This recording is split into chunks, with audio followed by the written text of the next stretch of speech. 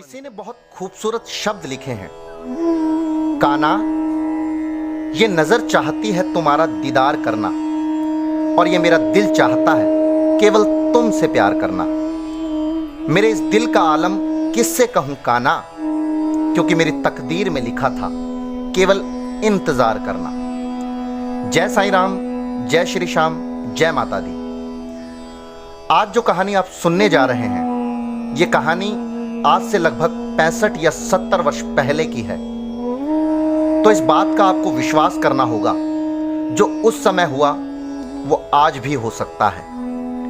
ये कहानी है वृंदावन की। एक बाबा जो वृंदावन में रहते, सुबह शाम ठाकुर जी के दर्शन करते, परंतु सबसे अनोखी बात वो ये कि बाबा की आंखों से हर समय आंसुओं की धारा चलती। क्यों? क्योंकि बाबा नेत्रहीन थे, यानी कि अंधे थे। परंतु बाबा पहले से नहीं, अपितु ठाकुर जी के विरह में रो रो कर अंधे हुए।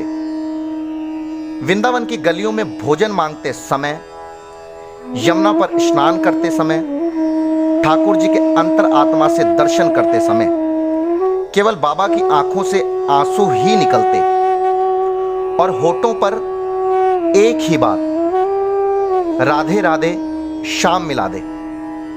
अगर कोई ब्रिजवासी बाबा के रोने का कारण भी पूछता, तो बाबा केवल एक ही उत्तर देते कि जिस छलिया के लिए मैं यहां आया हूं, उसे मेरी थोड़ी भी याद नहीं आती। बाबा को इस स्थिति में 40 वर्ष बीत गए थे, और एक शिकायत ठाकुर जी से वो ये कि मुझसे ऐसी कौन सी गलती हो गई कि ठाकुर जी मुझे दर्शन नहीं देते। पूरे संसार में उनकी कृपा बरसती है, पर मुझ पर उनकी दृष्टि कब पड़ेगी। समय बीतते बीतते बाबा की अब यह स्थिति होने लगी कि बाबा कहीं भी मूर्छित होकर गिर जाते। एक दिन ऐसा ही आया कि बाबा बहुत रोने लगे। बाबा के लबों पर एक ही नाम, राधे राधे श्याम मिला दे, और रोते रोते झाड़ियों में जा गिरे। सौभाग्य से उसी क्षण युगल सरकार का वहां से निकलना हुआ। तो राधा रानी जी की दृष्टि जब बाबा पर पड़ी, तो राधा रानी जी ने कन्हैया जी से कहा कि आप सब पर कृपा करते हो, कृपा निधान, क्या इन पर कृपा नहीं करोगे? मैं आपको तब मानूं जब आप बाबा के मुरझाए मुख पर हंसी लेकर आओ। ठाकुर जी तुरंत बाबा के पास पहुंचकर बोले, बाबा तुम क्यों रो रहे हो? बाबा ने सोचा कि ये जरूर कोई गांव का ग्वाला है, और कहा कि जा तू अपनी गैया चरा, मेरे रोने से तेरा क्या मतलब? अरे जिसके पीछे मैं यहां हूं, जब उसी को मेरी चिंता नहीं तो तू क्या करेगा? और बाबा दूसरी दिशा में अपना मुख मोड़कर बैठ गए। आप एक क्षण के लिए इस दृश्य को अनुभव करके देखिए कि वो कैसा दृश्य होगा जब स्वयं ठाकुर जी बाबा को पूछ रहे हैं, परंतु बाबा ठाकुर जी से मुख मोड़कर बैठ गए।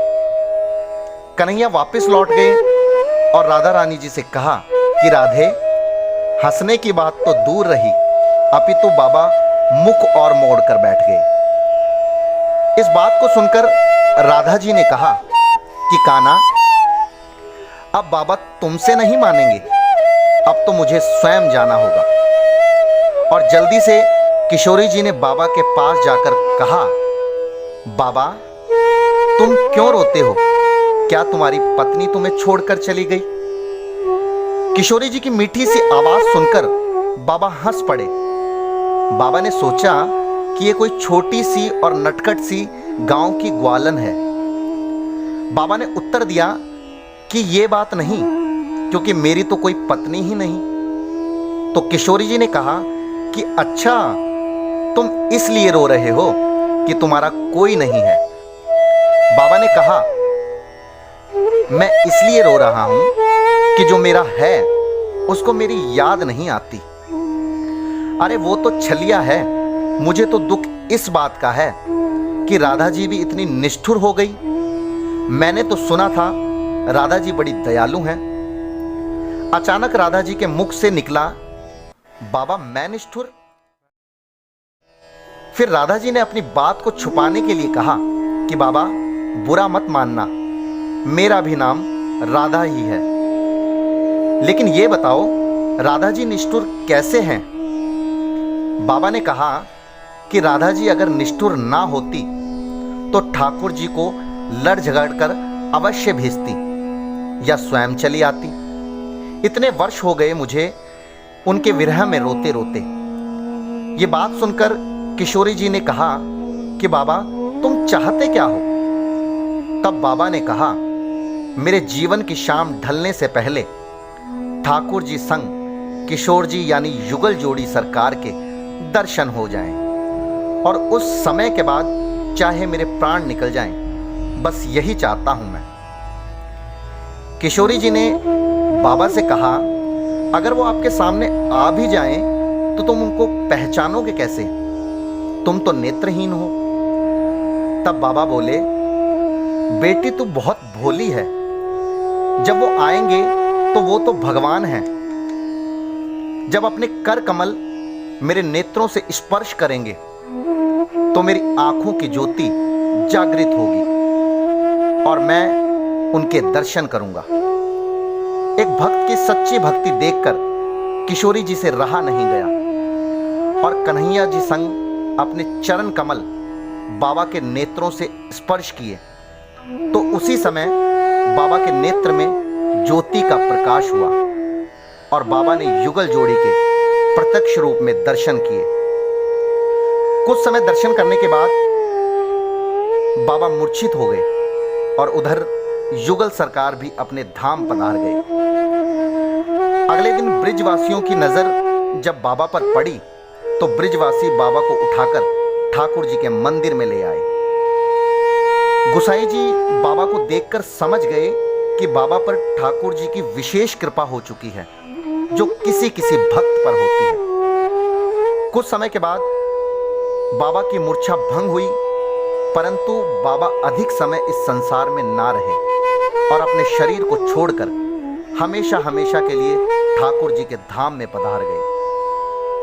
आप सच मानिए कि आज के समय में भी ठाकुर जी के ऐसे भक्त होंगे जो ठाकुर जी को अपने आसपास अपनी मन की आंखों से देखते होंगे। सच्चा है ठाकुर जी का प्रेम और सच्चे हैं उन्हें प्रेम करने वाले भक्त। जिन भक्तों पर ठाकुर जी की कृपा आज भी बरसती है, और अगर आप पर प्रभु की ऐसी कृपा है तो आपके चरणों में मेरा कोटि कोटि प्रणाम है। अगर आपको ये कहानी पसंद आई तो आप चैनल को सब्सक्राइब करें और बेल आइकन को प्रेस करें ताकि हमारी आने वाली हर कहानी आप तक सबसे पहले पहुंचे। ईश्वर को अपने जीवन के और करीब लाने के लिए हर शनिवार सुबह 10 बजे मेरे पेज पर सुनिए भगवान और उनके भक्तों की एक नई कहानी। इसीलिए मैं अनिल अनुरागी आपसे यही कहूँगा, जीवन में हमें हर जगह जीत चाहिए, लेकिन फूल वाले की दुकान पर हम जाकर कहते हैं कि हमें हार चाहिए। क्यों? क्योंकि हम भगवान से जीत नहीं सकते। जय साईं राम, जय श्री श्याम, जय माता दी।